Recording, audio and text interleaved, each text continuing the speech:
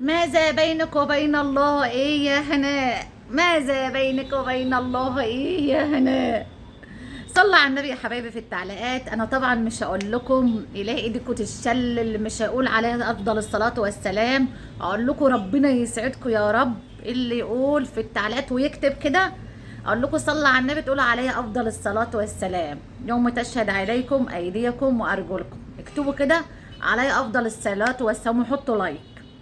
اول حاجه يا حبايبي، انا طالعه بالفيديو ده طبعا انا مش خايفه من هناء، ولا تقولوا ده اما خافت اما قفلت قنوات ومش عارفه ايه طالعه تشكر فيها او تقول حاجه.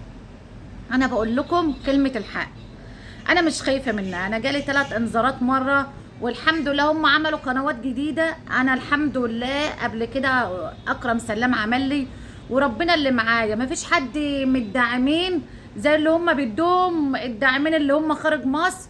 خدوا اعملوا قناه دي، خدوا اعملوا قناه لدي، ويدوم الوفات قد كده والكلام ده. انا معايا ربنا وبيوقف لي ولاد الحلال والله، وبيشيل الانذارات والحمد لله. انا مش خايفه منه حتى اللي هم. انا بس بقول دلوقتي يا حبايبي اقول لكم على حاجه. انا اما بنقد هناء او هم متابعيني، انا بنقدها في كلامها، في المحتوى اللي هي بتعمله. اما انا مش زيهم. انا ما انا بتضايق، انا بتضايق جدا عشان انا معايا بنات والله. بتضايق اللي بيقذف ويشتم. يعني في قنوات انتم طبعا متابعينها وعارفينها، اللي تقول لك مثلا ده هناء دي جوزها رضا سابها عشان كانت بتخونه ولقى بيظبط واحد. واحدة تانية تقول لك يا سواد الحلل يا طين الأولى يا سواد الحلل يا طين الأولى مش طلعت يا ولاد كانت حامل قبل الجواز وما اتجوزهاش، ورجعت راحت له الجزائر بين ولا تونس، وهي مع عيلة خلفت العيلة التانية وما اتجوزهاش، وجابتهم في الحرام. يا طين الأولى يا سواد الحلال. ايه ده؟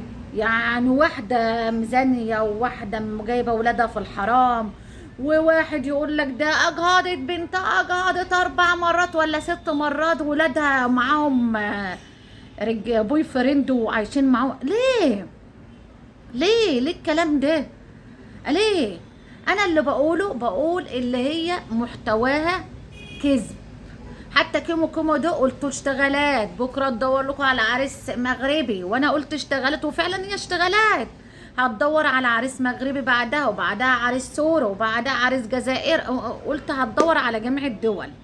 لكن اللي هي اشتغلات. لكن واحد يقول لك ايه اللي هي جوزها مات دي اللي هقول لكم عليه، ده عايش معاها بالمساكنه وظبطناه، وتعالوا شوفوا العربيه والعربيه، وتجيب العربيه واقفه. قال لها صوري، هو ناس يجيبوا لها عربيه واقفه قدام الباب؟ وايه دي؟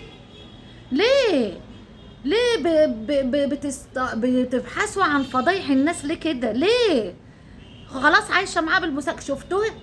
شفتها زنت مع حد؟ ده بقول لك استغفر الله العظيم يا رب. اللي بيزني وحد لازم ما يقولش عليه زاني الا لما يشوفوا 3 يشهدوا عليه بعينيهم. ما تقولوش كده.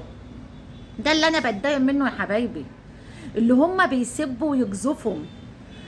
انا بقول اللي هي اشتغلات، بقول اللي هي بتتاجر بالدين، اللي هي بتعمل اللي بتقول بحاجات في الدين وما بتعملش بها. بقول حكايه اللي هي مثلا كده شربها بالصوت ده، يعني ما بتعلمناش اتيكيت الاكل والاطفال بيشوفوها والكلام ده. احنا بنقول الكلام ده، لكن اللي انا اسب عرض والشرف ده. وانا في فيديو قبل كده قلت له يا رضا، والفيديو اللي قبل كده اللي متابعني قلت له يا رضا، يا رضا بره الست دي. ما تقولش اللي انت سبتها عشان بتخونك. احنا ولاد محله ما بنرضاش على نفسنا كده، ولا انت هتقبل على نفسك كده. اطلع وبره الست دي. في حاجات عيوب اللي هي قاعده لليوتيوب 24 ساعه بتصور تصويرها بخيله. قلت بخيله، لكن ما قلتش اللي انت تعملوها بالسب والقذف والزنا والكلام ده. القنوات يا حبايبي اللي هي قاعده تسبها وتقذف فيها وكده. انا استجدعت هناء اللي ربنا، يعني حكايه اللي هي دودو دي الله لا شماته. الموت علينا حق. انا جوزي مات فجاه ومحدش يقول ذنب القنوات، وربنا كاتب اليوم والساعه والدقيقه. محدش يقول ذنب هناء ولا هي تقول ذنبي. عشان الموت علينا حق، وربنا كاتب لنا من اول ما اتبلد صفحتنا. استاذ عادل فتحي مات زي جوزي فجأة. هو روخر كان عامل الفيديو بالليل، انا ميت الصبح. انا جوزي مات فجأة، انا دودو جوزها مات فجأة. الله لا شماتة، ما فيش حد يشمت في حاجة زي كده يا جماعة. الموت بيجي فجأة. احنا بنقول دلوقتي اللي القنوات كلها في حرب، اللي بيتكلموا على هناء بسبب الفلوس، مصروعين على الفلوس، كل ده عشان الفلوس، عشان فلوس الداعمين والداعمات اللي هم، والفلوس اللي بتجيلهم من السب والقصف في القناة.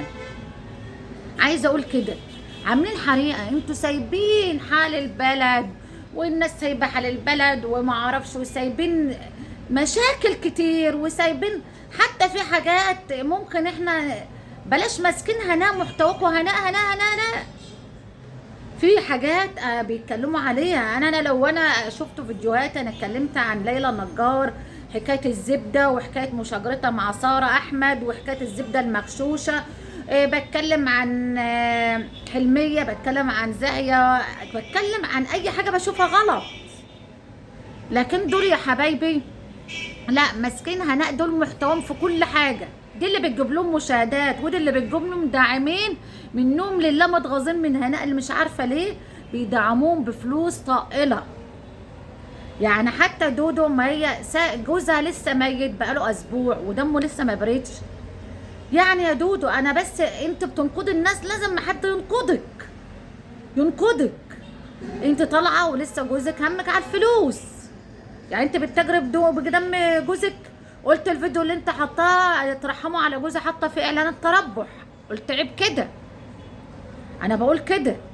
في ترند فاضي بيقول لي ايه، انا قلت لها اللي انا انفعلت في الفيديو اللي فات، بقول لها إيه، انت جزمه، ده انت جزمه. وانا بقول بقى زي هناء، بقول انت بتشتمي ليا، بتشتمك. قلت له وهي هناء بتقول لها لا مؤاخذه يا شرموطه، يا وسخه، يا كذا، يا وسخه، يا كذا يا كذا، الكلام اللي انتوا بتقولوا.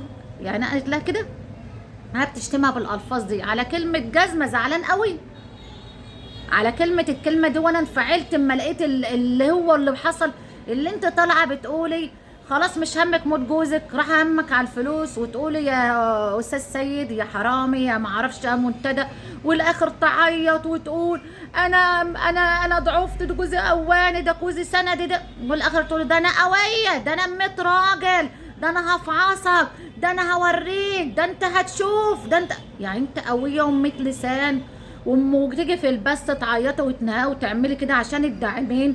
وما شاء الله الداعمين عليكي، يعني قلت كل ما شاء الله ربنا يزيدك ملايين ويكون بالحلال. يعني قلت $1000 شايفاها جات لك من الداعمين، احمدي ربنا بقى. خلاص اسكتي بقى عشان خاطر جوزك الميت دي اللي لسه في قبره. ده انا اللي انا بقوله. وعايزه اقول كلمتين بردك لمصريه، في حدوته مصريه ايمان، بردك يا ما تخليش محتواكي ماديش، عشان بردك حرام. انت معاكي بنات، تنقضي هناء على حاجه بتعملها، قولي كيمو ده اشتغالات، دي كيمو حوارات، بس بلاش الشتيمه. انت معاكي بنات، بلاش السب. والله الفلوس دي الحرام دي بتيجي بلا واسد. خلوا محتواكي. انت دلوقتي اتعرفتي، والناس دلوقتي ومعلش ودم خفيف، وممكن محتواك تصوري لنا كل حاجه في فرنسا، هتبقى اشهر من هناء، وقناتك هتبقى مليونيه، وهتبقى مشاهداتك بال100,000، بدل ما تكون حتى 10,000 هتكون بال100,000. يعملوا محتوى حلو وانت دمك خفيف وهتشتهرش. لكن اللي انت الكلام ده والله برضك الناس هتبقى متابعينك هتقل. ونصيحة والله، الفلوس الحرام بتيجي على الواحد بالبلا والأسد، ومعاك بنات وعايشين في فرنسا هم كمان. بلاش كده بالله عليك. انا ضد اللي هو السب والقذف ده، اللي انا عايزه اوضحه.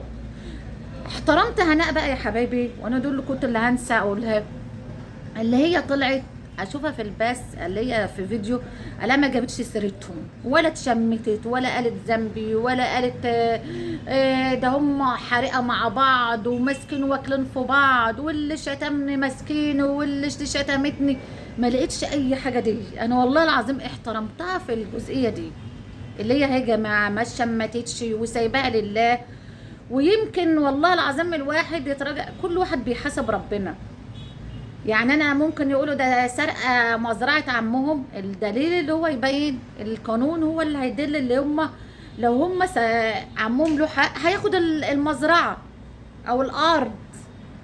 مس جانو، انا دلوقتي قلت ممكن يكون هي اشتريته، مشاهداتها وارباحها طائله جدا.